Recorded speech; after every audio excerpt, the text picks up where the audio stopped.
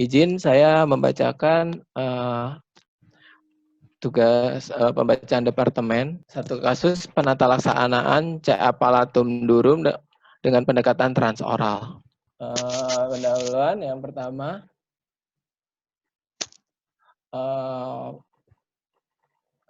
palatum terbagi dari dua, yaitu palatum durum, yaitu di 2/3 anterior, dan 1/3 yaitu inferior, yaitu palatum mol, di mana karsinoma palatum durum merupakan salah satu keganasan pada rongga mulut.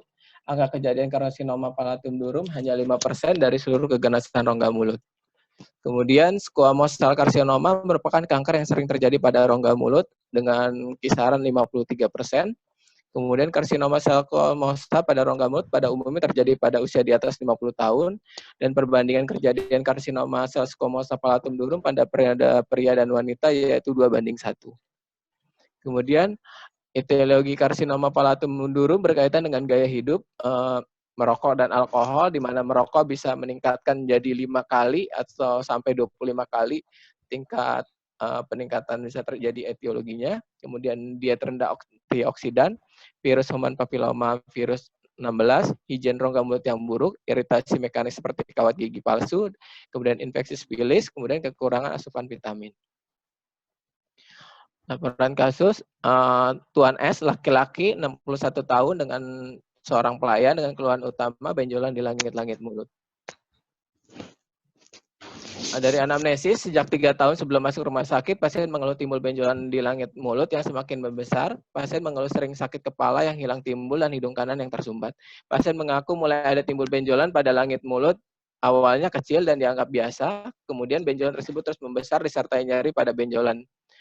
Bau mulut diakui, kesakit kepala hilang timbul, sakit menelan tidak ada, gigi goyah tidak ada, keluar cairan telinga tidak ada, sakit telinga tidak ada, hidung tersumbat yang hidung kanan, mimisan tidak ada, benjolan di leher tidak ada. Pasien memiliki riwayat merokok 1 bungkus per hari sejak usia 20 tahun. Sebelumnya pasien sudah memeriksakan diri di RSUD Pemalang, kemudian diambil sampel jaringan tumor dari langit pada Agustus 2019, dikatakan tumor ganas. Kemudian pasien dirujuk ke RSDK. Dari anamnesis, riwayat penyakit dahulu, DM, hipertensi dan gangguan jantung disangkal, riwayat penyakit keluarga juga tidak disangkal, tidak ada. Riwayat sosial ekonomi adalah seorang nelayan dan penghasilan kurang, biaya menggunakan BPJS PBI. Kemudian dari laporan kasus keadaan umum tampak sakit ringan, kompos mentis dengan GCS 15 dan tanda vital dalam batas normal, status generalis juga dalam batas normal, status solokagis, wajahnya simetris, nyeri tidak ada, deformitas tidak ada, telinga hidung tenggorok dalam batas normal. Dari orofaring, pasien tidak trismus, terlihat massa di palatum durum berbenjol-benjol, perabaan lunak, tidak mudah berdarah, berwarna sedikit kemerahan dengan ukuran 4x4 x 0,5 cm dengan pembesaran kelenjar getah bening tidak ada. Dari sini, dari MSCT scan nasofaring dengan kontras 5 Agustus 2019 di RSUD M. Asari Pemalang, tampak lesi isoden pada nasofaring kanan dan orofaring kanan, kapurnasi posterior kanan. Kemudian dari eksoritasinya T4A, N0, M0. Dari ronsen torak 15 Agustus 2019 di RSDK, kor dan pulmo dalam batas normal. Silab 22 Agustus 2019 di RSDK dalam batas normal. Kemudian dari hasil IAHK 22 Agustus 2019 di RSDK hasilnya squamous cell carcinoma palatum. Dari USG abdomen tidak tampak nodul pada herpar, liar maupun limfadenopati, para aorta yang mencurigakan pada suatu metastasis. Dengan diagnosis CA palatum durum, squamous cell carcinoma, T4A, N0, M0, stadium 4A, dilakukan program proekstipasi massa dengan pendekatan transoral, kemudian konsultasi anestesi dan konsultasi gizi klinik. Dilakukan operasi tanggal 2 Oktober 2019 dengan pasien terlentang di meja operasi dalam narkose, dilakukan A dan antiseptik pada sekitar lapangan operasi, dilakukan pemasangan duk steril, dilakukan dipasang modgag dan identifikasi tumor, infiltrasi PHKN pada sekitar tumor. Kemudian tumor di palatum durum dilakukan ekstipasi massa dengan cara insisi secara vertikal membentuk seperti salib, kemudian kurang lebih 3-5 hari, lalu tumor dipisahkan secara diseksi perlahan melalui tipe-tipe tumor. Palatum mol dibiarkan intak, perdarahan dirawat, dilakukan pemasangan tampon jaring di palatum durum, operasi selesai. Ini ada eh, video operasi,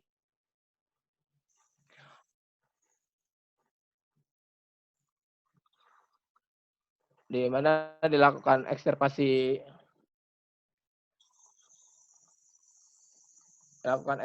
massa, dilakukan diseksi dari pinggir-pinggir tumor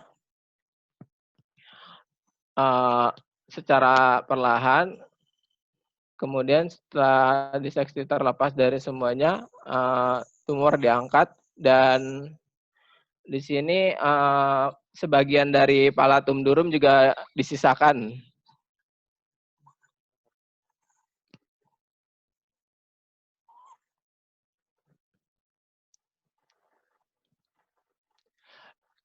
Follow up pasien 2 hari pasca operasi, H+2, di tampon jaring-jaring dilepas, kemudian kontrol hari ke-7 di poli, tampaknya defek. Kemudian pada tanggal 23 Maret 2020,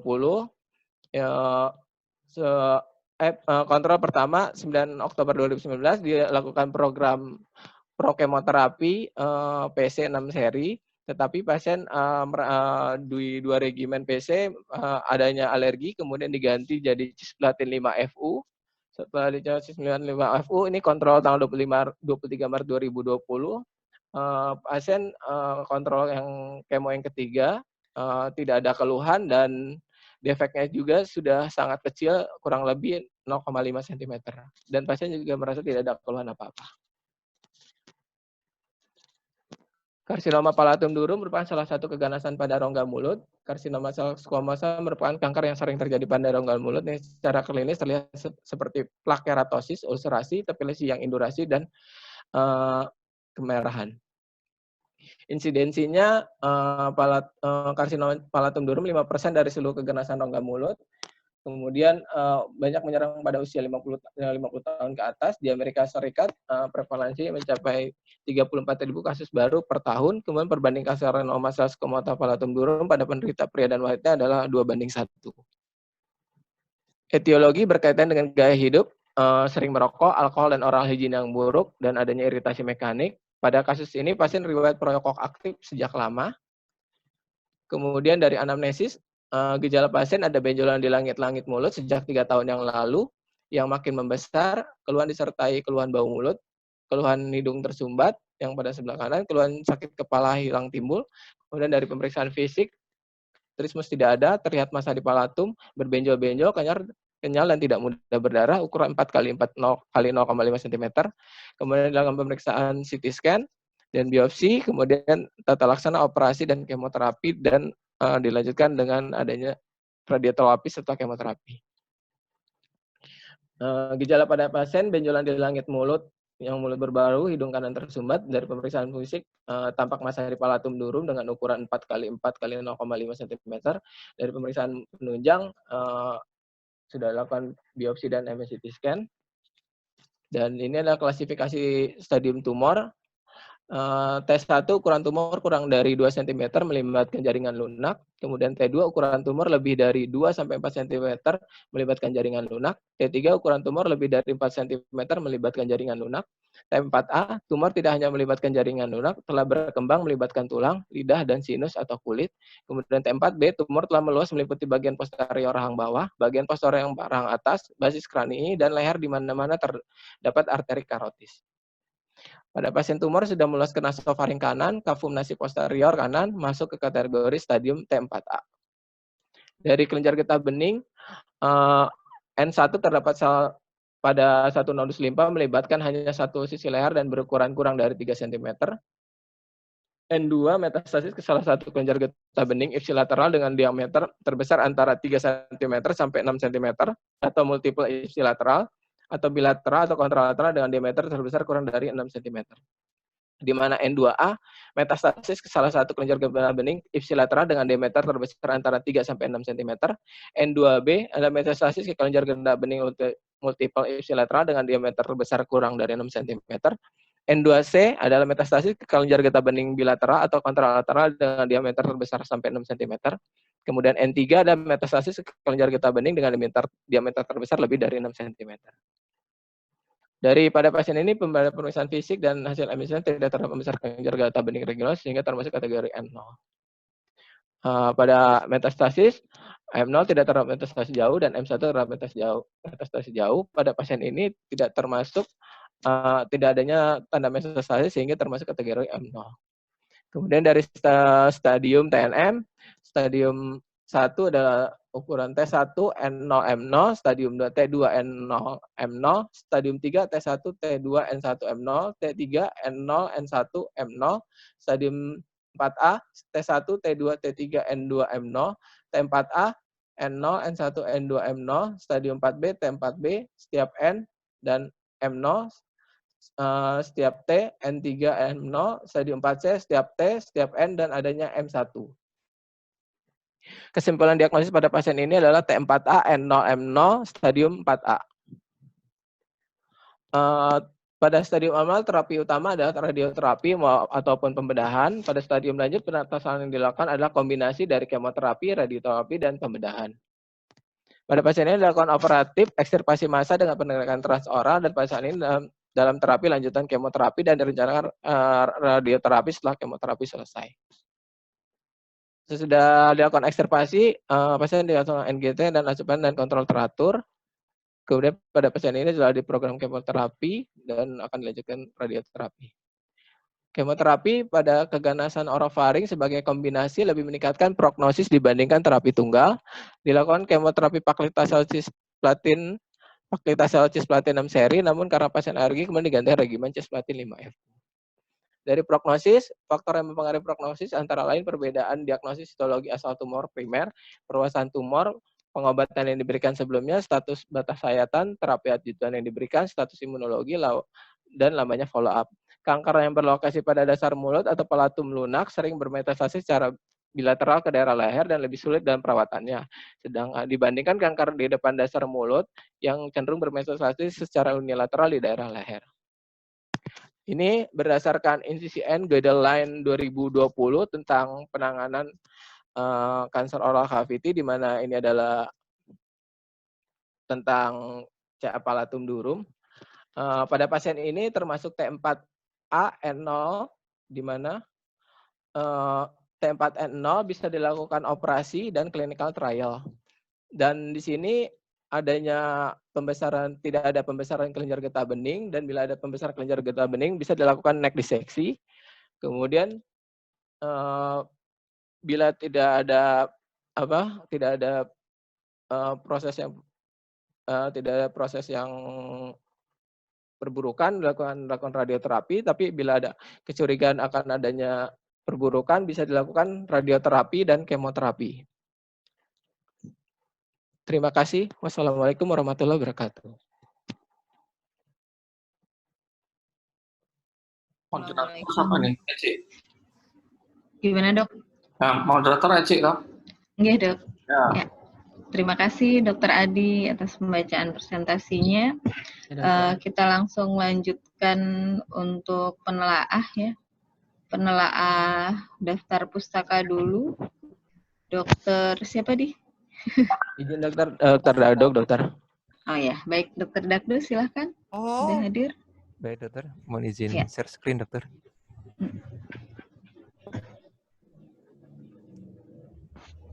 Kalau residen yang lain sudah melihat laporan kasusnya Pak Adi ya? Masing-masing punya kan? Dari grup ilmiah atau email mungkin? Ya, terima kasih nih Pak Dakdo udah share screen. Sambil dilihat ya semuanya. Baik, dokter. Silakan Pak. Terima kasih dokter. Assalamualaikum warahmatullahi wabarakatuh.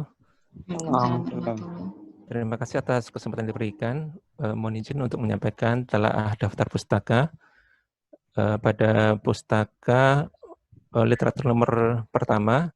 Di sini untuk penulisan nama penulis dapat ditulis maksimal 6 orang dan selanjutnya dapat diganti dengan et al. Untuk jangan DKK ya, DKK dan kawan-kawan ya. Iya, Jadi dah. bahasa Indonesia ya. Dinas Baru lihat Kesehatan ini. Kota. Kawan-kawan. Oke, terus? Untuk pustaka nomor yang kedua, untuk judul diharapkan untuk huruf kapital ditulis hanya pada kata pertama, kemudian Ya, selanjutnya betul. ditulis huruf kecil, Dokter. Ya, betul. Terus? Berikutnya untuk pustaka nomor 7, untuk penulisan chapter buku, antara judul chapter dan dengan judul bukunya perlu ditambahkan kata in, Dokter. Oke. Kemudian untuk yang nomor 12, di mana ini merupakan artikel yang diambil dari internet, maka perlu ditulis tahun publikasi, kemudian kurung siku, tahun, bulan, tanggal, citasi, kurung siku tutup, kemudian baru available in ditulis homepage atau alamat websitenya, Dokter. Ini sepertinya jurnal ya, Pak Adi ya?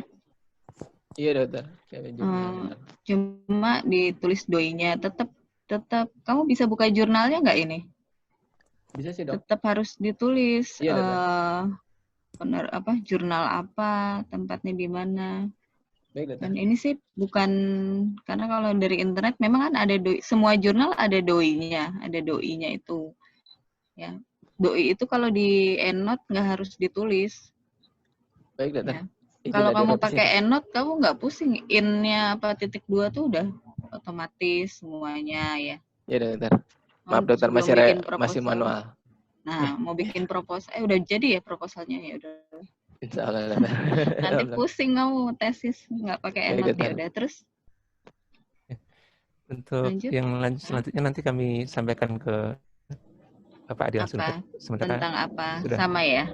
Kurang lebih sama ya? Kurang lebih sama ya, Dokter. Terima kasih. Oke. Terima kasih Dokter Dagdo sudah di-share screen juga, jadi jelas salah-salahnya di mana ya. Dan kawan-kawan tadi ya, terutama ya. Ya, terima kasih Pak Dagdo. Oke, tata penulisan Dokter Joyo. Dokter Joyo mau share screen juga. Karena mungkin teman-teman pada pegang ininya, pada pegang lapsusnya kan? Pada pegang makalahnya nggak? Pegang, Dokter. Oke, ya. Ya, Joyo pegang. Yang lain pegang nggak? Bu Rahma pegang nggak, Bu? Sambil lihat nggak ada ya? Oke, yuk. Saya bacakan aja, Dokter. Bacain. Ya. Sebentar, berarti saya juga sambil ngelihat punyanya Pak Adi. Boleh. Itu. Oke.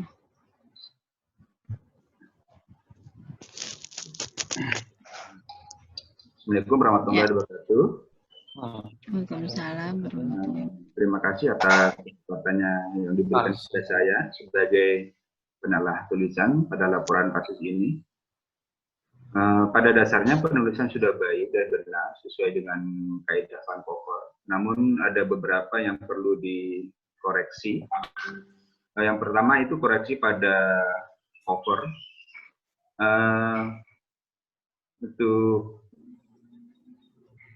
Untuk huruf yang digunakan harusnya menggunakan huruf Times New Roman dengan untuk ukuran huruf pada judul itu sebaiknya ukuran 16. Namun di sini dipakai sepertinya ukuran 22, Dok.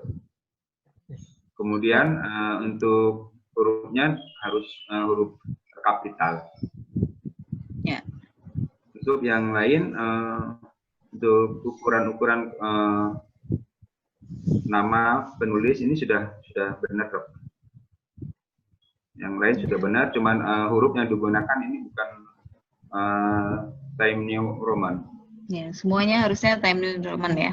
Ya, terus? Kemudian kalau yang untuk penulisan lain, yang penulisan di bab 1,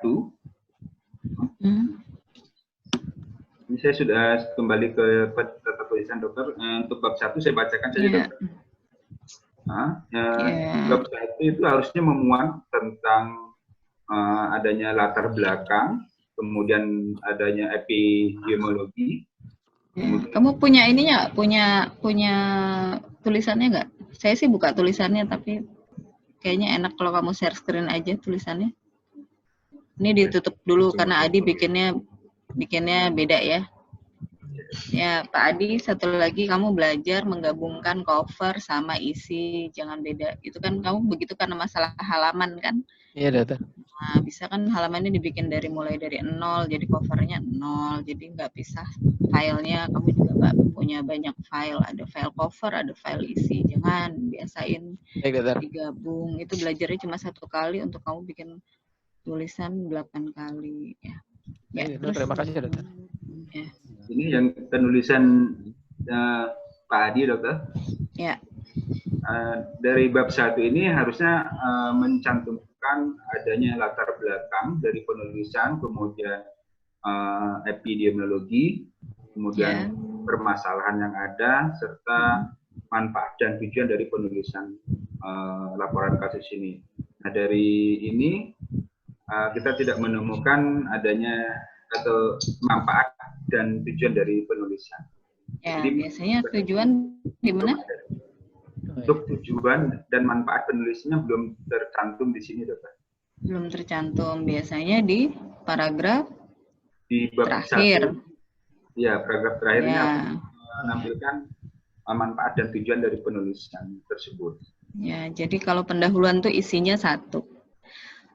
Paragraf pertama definisi, kemudian epidemiologi, terus latar belakang, isi singkat dari laporan kasusnya, terakhir tujuan. Tujuannya belum ada ya.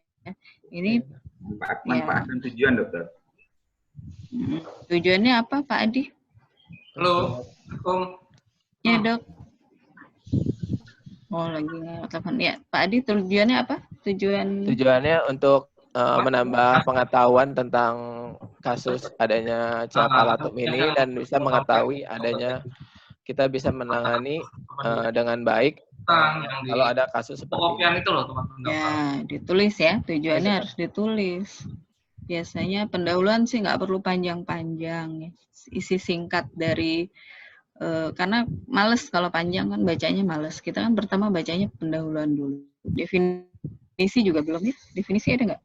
Palatum merupakan alat, ya, langsung karsinoma palatum. Oh, merupakan salah satu. Ya, oke. Terus apalagi Pak Joyo, bagus. Komentarnya lagi. Bab 2, Dokter. Kalau bab 2 dan si penulisan sudah baik, sudah benar. Kemudian cuman ada koreksi di halaman, di sini ada halaman 4, 5, 6 sampai 8 itu, ini citasinya belum tercantum, Dokter. Oh ya. Ya, belum citasi dari mana. Nah, inilah ya. Mungkin ini dari satu, mungkin Pak Adi ngambil dari satu citasi, jadi nanti belakangan. Ini ada sih halaman 6 ada Pak, embriologi itu 9 sampai 12. Tapi memang bagusnya ya jangan hilang sama sekali Pak Adi, dan usahakan jangan benar-benar dari satu buku. Misalnya kan gambarnya dari mana, tulisannya dari mana, dan 9 sampai 12 itu kan ada 9, 10, 11, 12. Nah, itu kalau kita pakai EndNote, kita ambil tiap kalimat, itu kita langsung taruh itu yang mana, itu yang 9, itu yang 10, atau itu yang 11, atau yang mana gitu. Kamu harus belajar. Ya, supaya tulisannya bagus. Ya, karena 9 sampai 12 tuh banyak loh. 9, 10, 11, 12, 4 citasi nih kamu satu alinea di halaman 7. Ya toh? Iya, Dok. Ya, terus mungkin sekian dari saya, Dok, koreksinya, Dok. Yang lain sudah bagus, Dokter. Ya. Ini saya baru lihat sih ya, apa berubah apa gimana. Ini kok seperti urutannya seperti laporan kasus koas. Jadi ini kalau Pak Adi, mungkin Pak Joyo bisa dibantu. Pak Adi, bab 1 pendahuluan, bab 2 tinjauan pustaka, bab 3 istilahnya apa, ilustrasi kasus, bab 4 gitu ya, dia. Iya, Dokter. Nah, coba Terus bab mana? Habis tinjauan pustaka, ilustrasi kasus, kemudian terakhir baru bab 4 baru pembahasan gitu ya. Ini saya lihat kalau yang membuat seperti ini koas, saya nggak tahu siapa berubah apa gimana di onkologi, mungkin nanti Dokter Willy. Cuma yang saya tahu kalau laporan kasus yang di residen biasanya kita bab 1 pendahuluan, bab 2 laporan kasus, bab 3 pembahasan, terus ringkasan. Yang saya tahu sih gitu. Nah ini ya, ini salah satu trik untuk Dok? memperbanyak tulisan aja ini. Mirip sama tulisan terbaca. koas, Dok. Modusnya terbaca, sebenarnya tahu, Adi itu tahu susunannya, cuman karena via Zoom kan di spread seperti ini kan kelihatan banyak. Tapi nanti saya ulas di pertanyaan saya, jangan khawatir. Oh iya, Dok. Ya. Cuma beda format aja, dan saya ngelihat laporan kasus sebelumnya Pak Ahmad juga seperti ini, Dok. Tapi yang sebelumnya Bereos atau siapa tuh Bu Rahma apa siapa masih yang urutan waktu saya jadi residen. Makanya saya nanya apa berubah apa gimana, ini mirip koas soalnya. Dan untuk tulisan kita ya Pak Adi untuk follow up misalnya S.2 gitu, kita bentuknya tuh prosa, jadi nggak di tabel ya boleh, tapi jadi Pak Joyo masih kurang banget ya komennya. Jadi untuk tabel harusnya gimana, kemudian nggak bisa strip-strip gitu loh. S.2, O.2, enggak. Jadi ini kayaknya malah niru koas. Nggak salah mungkin ya, tapi bukan format laporan kasus residen. Kalau saya sih taunya sih seperti itu. Gitu ya. Terus kalau tabel harusnya gimana kalau ada tabel, Pak Joyo mungkin yang kelupaan mengomentari tabel. Harusnya garisnya apa? Untuk garis tabel tidak boleh ada garis.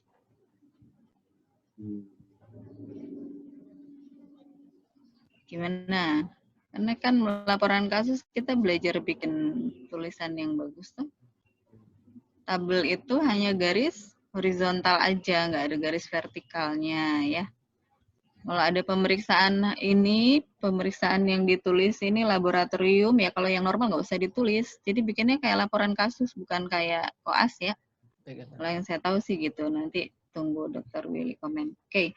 Ya, selanjutnya penelaah materi Dokter Rahma. Silakan Bu Rahma. Ya, bismillahirrahmanirrahim. Lupa Assalamualaikum warahmatullahi wabarakatuh. Waalaikumsalam warahmatullahi. Terima kasih untuk kesempatan yang diberikan kepada saya untuk menelaah materi laporan kasus pada pagi hari ini. Terima kasih Pak Adi untuk paparan laporan kasusnya. Sudah baik, sudah runut dan lengkap sampai pasien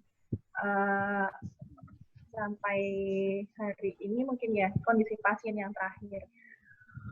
Ada beberapa pertanyaan yang mau saya tanyakan berkaitan dengan laporan kasus.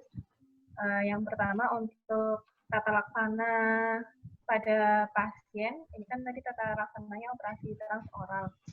Pada kasus-kasus lain misalnya nanti kita temukan ada kasus lain keganasan di palatum, apakah tata laksananya tata laksana operasinya hanya transoral atau ada pendekatan lain yang mungkin bisa dilakukan pada pasien dengan keganasan di palatum. Lalu yang kedua, untuk alur tata laksana sesuai NCCN tadi sudah dipaparkan. Sudah sesuai dengan NCCN 2020. Tadi yang di bagian terakhir itu kan pertimbangan tata laksananya radioterapi saja atau apabila ada pemberat pada pasien dapat dilakukan kemoterapi dan radioterapi. Nah, pada pasien ini pertimbangan apa yang ada pada pasien, kenapa diberikan kemoterapi dulu, lalu baru direncanakan sinar. Itu saja. Jadi ada berapa Bu pertanyaannya? Dua dokter, dua aja. Adakah prosedur lain, pendekatan prosedur lain untuk CA palatum? Yang kedua, kenapa kemo dulu baru operasi? Kemo dulu baru sinar ya? Urutannya gimana sih dia? Operasi, kalau pasiennya operasi, kemo, Sinar ya, Operasi Pak Adi ya? sinar, dokter. Iya, dokter. Operasi sinar. Oke, kalau di NCCN? Kalau Tadi di NCCN-nya bisa apa? radioterapi dulu, dokter, bisa. Oh, oke. Ya, boleh dijawab Pak Adi. Untuk pendekatan ya. lain. Ya, dokter. Terima kasih atas pertanyaan dari Bu Rahma. Saya coba untuk menjawab untuk terapi tindakan operasi pada CF palatum. Yang saya tahu kalau ini kan eksisinya transoral karena alasannya tumornya itu ukurannya masih relatif kecil. Kemudian kalau ada juga bisa dilakukan maksilektomi inferior. Itu bila tumornya sudah berada di palatum, dan sudah mengenai sinus maksila dan sudah mengenai rongga hidung. Kemudian bisa juga dilakukan maksilektomi total apabila sudah memenuhi rongga palatum durum, dokter. Itu yang saya tambahkan. Kemudian dari NCCN, kenapa dilakukan kemoterapi dahulu? Alasannya karena pada pasien ini kan masanya tidak hanya sudah mencapai ke nasofaring, dokter, dan rongga posterior kavonasi, sehingga dilakukan kemoterapi dahulu untuk pilihannya untuk mengecilkan masanya, kemudian baru dilakukan radioterapi. Itu saja jawabannya. Jadi oke, jadi pendekatannya berdasarkan T-nya berarti ya. Iya. Mau pendekatan palatum atau maksilektomi. Kemudian yang kedua karena berniat mau mengecilkan tumornya dulu.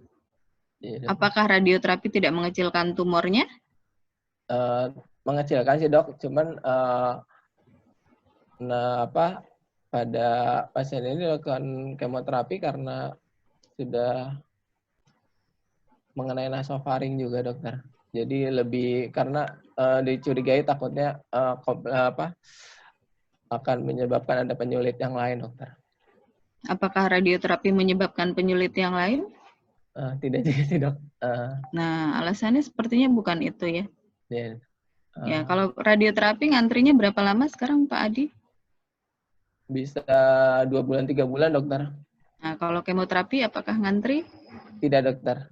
Mungkin kalau saya pikir mungkin alasannya itu. Mungkin nanti kalau ada pertimbangan lain mohon dikoreksi, Dokter Willy, pembimbing. Ya, oke. Terus lanjut ya. Langsung dari penelaah, Dok. Dokter penelaah. Penelaahnya Dokter Willy apa Dokter? Oh ya, baik Dok, silakan Dok. Oke, Dok. Silakan Dok, ya. menelaah Dok. Jadi sebenarnya ketika suatu laporan divisi, sebentar. Ketika laporan divisi diangkat ke departemen kan mestinya ada beberapa perbaikan, terutama dalam kedalaman substansi ya. Jadi ini yang memang seperti yang disampaikan tadi mengenai preface-nya, pembukaannya terlalu berat malah. Jadi seperti laporan kasusnya diulang-ulang.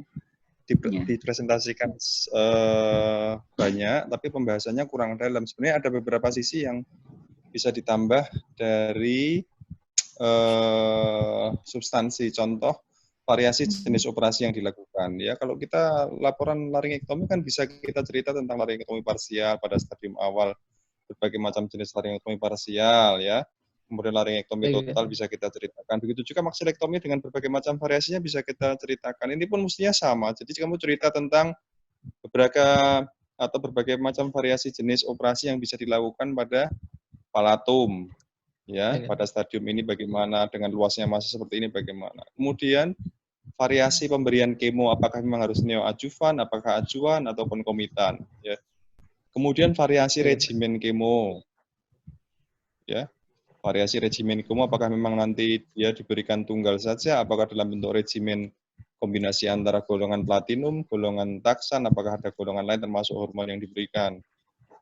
Kemudian mengenai terapi yang radiasi yang diberikan apakah berkisar tentang dosis-dosis intermediate atau dosis-dosis pertengahan sekitar 3.000-4.000, apakah full dose seperti nasofaring 6.000 sampai 7.500. Jadi ada berbagai aspek yang memang lebih bisa diperdalam dalam terapi, terutama kaitannya dengan CA palatum ini. Jadi itu yang memang disampaikan Pak Eci, benar tadi, kelihatannya kok porsinya tidak menjadi berimbang, jadi tinggi di depan, rendah di belakang gitu loh. Kalau idealnya kan mestinya ketika diangkat dari divisi ke departemen malah tinggi di belakang itu artinya pembahasannya lebih detail, rinci, dan berbobot gitu loh. Coba tadi kan di beberapa, atau di PowerPoint kan disebutkan hanya PC saja, ya kan? Iya, kalau nggak salah disebutkan PC, kemudian diberikan alergi 5 FU ya. Ya, Iya, Dokter. alergi. Padahal dari situ nanti kamu bisa berkembang lagi kalau dengan regimen ini overall survival-nya bagaimana, disease free survival-nya bagaimana ya. Jadi di situ bisa bercerita tentang variasi jenis kemoterapi yang diberikan antara masing-masing, misalnya center ini melakukan suatu kemoterapi dengan kombinasi ini keberhasilannya berapa persen, sementara center yang lain berapa persen. Kemudian dengan pemberian neoadjuvan berapa. Jadi jenisnya dikupas, kemudian metode pemberiannya apakah neoadjuvan atau adjuvan itu dikupas juga. Jadi sebenarnya bisa sangat luas kalau membahas suatu kasus yang sifatnya terapeutik itu sebenarnya bisa secara luas, apalagi onkologi di mana terapinya adalah suatu bukan modalitas tunggal, multimodalitas toh. Jadi radiasinya dikupas, kemoterapinya dikupas, kemudian operasinya juga dikupas tuntas. Jadi mestinya bisa lebih exploring dari ini tadi. Baik, itu mungkin Eci. Gitu. Ya rasanya kayak datar gitu ya, Dok. Belakangnya kependek, jadi seperti kepalanya panjang gitu tapi kakinya pendek gitu. Jadi ya betul. Kurang dalam tinjauan sedikit. Jadi memang ini kalau disusun dengan model koas jadinya kan panjang, pinter Adi toh. 38 halaman, Dok. Hampir seperti proposal. Ya. Jadi kalau panjangnya panjang di depan ya. Ya. Mungkin kalau laporan kasus itu 15 atau paling banyak 20 halaman itu nggak apa-apa Pak Adi. Ini tinjauan pustakanya juga terlalu banyak. Misalnya ada sampai pembahasan embriologi gitu kan. Jadi kalau untuk CA kan mungkin kita lebih, mungkin malah lebih justru mantapnya nanti variasi kemo aja dimasukkan di situ malah embriologi segala macam itu dimasukin jenis-jenis kemo yang bisa digunakan, malah bisa sebenarnya. Ya. Tapi ini udah bagus Dok masuk NCCN.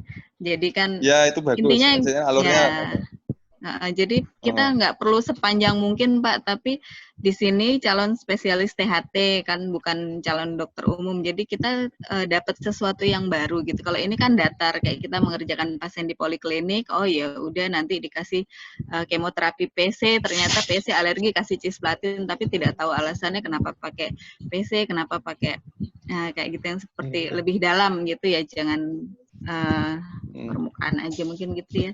Mungkin sebelum pembimbing ya Dokter Dwi, ada Dokter Nur Iman, salah satu supervisor onkologi. Silakan Dok kalau mau ada komen atau pertanyaan atau tanggapan mungkin. Ya, terima kasih Dokter Desi. Saya beri apresiasi dulu ya tadi ya untuk setiap reviewernya sudah memberikan masukan dalam bentuk share screen. Jadinya kita untuk sebagai audiens juga lebih nyaman ya untuk melihat koreksinya dan juga saling untuk belajar ya. Kemudian mungkin ke depannya nanti di setiap pembacaan ya untuk departemen distandarkan seperti itu. Sebenarnya juga kalau kita pembacaan secara langsung ya di bagian juga apakah alangkah lebih baiknya kalau misalnya memang udah disediakan ini ya PowerPoint-nya khusus untuk reviewernya yang khusus untuk tinjauan pustaka dan dan tata urutan tadi supaya lebih nyaman untuk kita belajar bersama. Ini itu aja. Kemudian yang kedua, untuk ini pasien setelah menjalani terapi, ya, itu kan masih ada defeknya yang kecil ya, Mbak Adi ya. Iya Dokter. Itu untuk apa? Untuk defeknya itu apakah masih menyebabkan keluhan kepada pasien dan mungkin untuk menata laksanakan defeknya yang ukurannya tadi tinggal berapa senti, berapa mili ya mungkin ya? Iya, kurang lebih setengah senti sih Dok. Setengah senti ya, mungkin ada tata laksana lanjutan, Pak Adi. Izin Dokter, kalau ditanyakan dari pasiennya sih Dok tidak ada keluhan Dokter, dia tidak ada regurgitasi atau masalah apapun, makan biasa Dok. Setiap kali minum nggak kesedap ke Ya, hidung? nggak ada keluhan sih dok, Ke kata dia sih nggak celahnya itu. masalah. Saya sudah kalau kemarin ditanyakan Pak apakah sudah ada keluhan, enggak sih dok, katanya makan biasa atau apa. Nggak Hmm. bocor Terakhir ke ketemu. hidung ya, berarti Nggak, minum Iya. apa nggak ada regurgitasi, tidak ada ya? Enggak dok, kalau kemarin ditanyakan Makanan terakhir nggak? sih nggak ada masalah Nggak. dok. Ya. Makanan yang padat itu enggak ya? Kalau kita kan nelan itu kan bolusnya naik ke atas, ditekan sama lidah ya ke atas palatum kan. Itu Iya nggak dok. ada yang Ya. masuk ya ke hidung ya. Biasanya naik ke hidung. Oke dok. Pasien saya sih Walaupun pasien kecil. ya, oke. Juga Ya itu juga salah satu hal yang menarik ya, dengan tumor sebesar itu kemudian dioperasi, di kemo dan bisa mengecil tanpa repair ya itu. Ya, tanpa protesa dokter. Penyembuhannya bagus ya. Itu belum di repair kan? Belum, Kan dokter. defeknya kan besar kan, awalnya kan defeknya besar terus kok bisa mengecil. Nah itu kan juga hal yang menarik. Tapi dibahas sekelibat aja gitu. Padahal itu wah hebat ya, dari defek yang besar bisa jadi sekecil itu. Nah itu kan sebenarnya hal yang menarik. Satu lagi mungkin pas operasi. Jadi kan PowerPoint-nya gede tuh. Nah kamu videonya kecil banget Oh iya, di tadi tengah. videonya. Nah itu Oh, harusnya Videonya kurang dibesarkan atau informatif tadi. bahkan ya harusnya videonya dibesarkan sebesar PowerPoint atau bahkan di crop. Kalau nggak salah sih di PowerPoint malah bisa nge-crop videonya itu, jadi bisa kita ngelihat yang fokusnya aja, nggak ini di tengah nggak kelihatan. Atau kalau misalnya memang langkah-langkah operasinya itu tidak kelihatan detail, bisa ditambahkan screenshot tindakannya, foto tindakannya, seperti itu. Jadi kita nggak ngelihat itu apa sih, ngelihat apa sih, banyak ijo-ijonya aja gitu tadi, seperti itu ya. Mungkin tambahannya gitu, karena ini sebenarnya kasus yang menarik banget, dan yang menarik buat saya adalah defeknya tadi. Kok defeknya bisa kecil sih? Bisa apa, sembuhnya bisa bagus gitu. Padahal tadinya tumornya besar, lumayan besar ya. Hampir 3/4 dari palatum durum. Ya, terima kasih Pak Iman atas masukannya dan koreksinya. Terima kasih juga tadi untuk para reviewer ya, Pak Dakdo yang mengawali share screen untuk memperlihatkan untuk kita belajar sama-sama. Monggo Dr. Dwi Antono, Dok. Ya, terima kasih. Ini memang kayaknya ada tren ini ya, menggampangkan ini kalau kita pakai Zoom ini ya, karena kita nggak melihat apa makalahnya, mesti buka lagi. Ini Adi ini, coba kamu lihat mana PowerPoint-mu tuh, dalam judul. Yang itu dok, pembacaan. Judul pertamanya, PowerPoint-mu.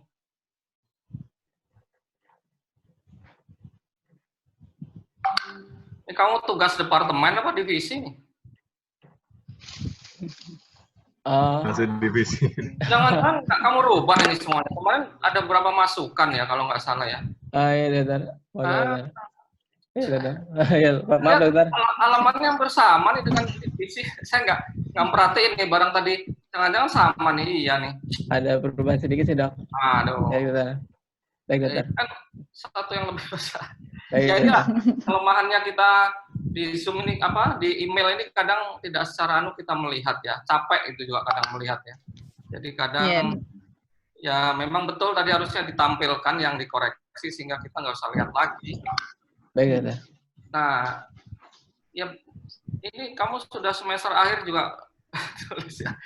Aduh kacau nih, saya juga kebetulan nggak saya teliti lagi nih kemarin ininya apa yang terakhir. Tadi saya lihat lagi lah ya, judul aja masih tugas divisi. Ini harusnya tugas bagian. Baik dokter, mohon dokter. Oke. Jadi tetap harus sama ya. Jadi tugas yang disampaikan itu sama ceritanya dengan kalau kita tampil secara visual biasa kalau di bagian, intinya kan begitu. Ini kita kan melalui audio visual, tapi kalau melalui yang dunia nyatanya ya sebenarnya harus dianggap sama. Hanya yang jadi masalah kan kita sekarang ngorek-ngorek agak susah gitu loh. Nyoret-nyoret karena harus kita buka, kalau ngeprint ya ngapain setiap kali ngeprint ya sama aja gitu kan. Ini masalahnya dari situ. Tapi paling tidak ya untuk semuanya ya. Jadi kalau nanti menulis ya kaidah itu dulu lah yang harus benar. Sehingga kita nggak usah bongkar-bongkar lagi. Ini capek nih kalau buka harus itu. Oke ya, tata laksana tadi sudah dikoreksi. Terus tadi juga apa tuh? Judul sudah, susunan Ya, tadi sudah. Tata laksana, ya jelas namanya semua tulisan ya harus ada tujuannya lah, apa kita membuat ini tujuannya apa. Ya kamu harus membatasi, ini kamu tujuanmu itu ingin penata laksanaan operasi saja. Karena kalau lihat judul tulisannya mau melihat caranya ini dengan transoral. Nah, mestinya kalau karena judulnya begitu, kamu juga harus menceritakan judul yang lain, kondisi operasi yang lain, jika membandingkan pada kondisi ini gitu ya. Jadi tadi sudah disampaikan juga, dan betul sekali kalau itu sudah baku dari dulu nih, kayaknya baru kamu nih, kemarin Ahmad juga sebagian ini sudah dikoreksi. Kalau namanya zaman dulu-dulu memang kita begini, kalau karena terus nanti akhirnya dikoreksi ya loh, apa bedanya tinjauan pustaka, pendahuluan tinjauan pustaka. Tinjauan pustaka pun kadang-kala ada nanti ilustrasi kasus gitu juga bisa, tapi namanya laporan kasus ya pasti setelah pendahuluan kasusnya kamu tampilkan. Nah, tinjauan pustaka itu masuk di pembahasan gitu loh. Ini memang betul tidak perlu banyak-banyak, nanti yang terbanyaknya di pembahasan itulah. Ya enggak, jadi kamu rubah tinjauan pustaka itu masukkan semua di pembahasan. Pada pasien ini begini dalam kepustakannya ini. Nah, seperti itulah. Jadi kita kan apa istilahnya, menyesuaikan tindakan kita dengan teoritis kan begitu, dan yang kedua dengan keadaan yang ada di kita bagaimana gitu loh kira-kiranya. Jadi memang kadang tinjauan pustaka kasus itu cara meramunya tuh lebih spesifik, itulah artinya memang betul tidak usah ditulis semua. Nah, termasuk nanti orang tinggal ya kita menjawab dalam buku begini ya gitu. Jadi di situ ada disebutkan. Ya, jadi nanti tolong. Terus kemudian kamu harus menerangkan pada kasus ini ada adverse event-nya tidak, yang pada saat dia terjadi ada komplikasinya tidak. Kenapa kita memilih ya selain memang ada fase antri, tapi secara teoritis harusnya kamu bisa terangkan kenapa kita kemarin milih kemo kan begitu. Ya, karena ada tindakan berikutnya yaitu kita mau melakukan apa? Rekonstruksi. Ya, kalau sudah diradiasi sulit kita melakukan rekonstruksi kan. Nah, itu kata kuncinya. Baik, dokter. Itu kata kuncinya. Kemarin kan sudah nah, itu ya. Itu salah satunya. Memang betul radioterapi oke saja lah, tapi selain alasan itu ada alasan lain kenapa kita kemo dan ternyata hasilnya cukup memuaskan, defeknya mengecil. Ya karena di kita tidak ada atau belum bisa melakukan pemasangan obturator. Nah, kalau ada obturator tidak ada masalah. Bayar ya, Dok?